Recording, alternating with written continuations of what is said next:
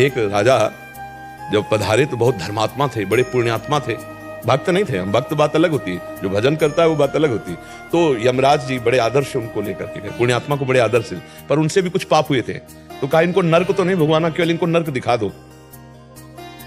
अब नर्क का दुख देखना ही, अब वहां जो ही गए तो हाहाकार मचा था, कहीं कोल्हू में पेरा जा रहा है, कहीं आग में जलाया जा रहा है, वो बहुत एकदम कंपा, इतना दुख जीवों को मिल रहा है। थोड़ी देर में सब कुछ शांत हो गया।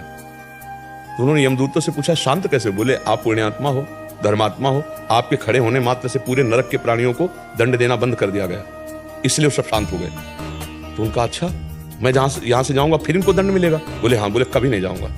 बोले ऐसा नहीं हो सकता, यहाँ वही रहता है जो पाप कर्म करता है, यहाँ तुम रुक नहीं सकते, केवल तुम्हें देख के तुरंत स्वर्गलोक जाना है।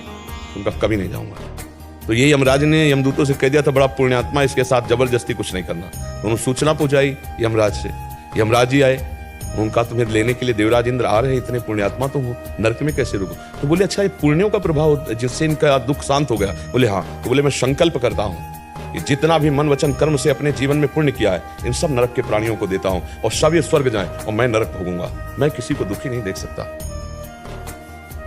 यमराज ने आश्चर्यचकित हो गए कि ऐसा?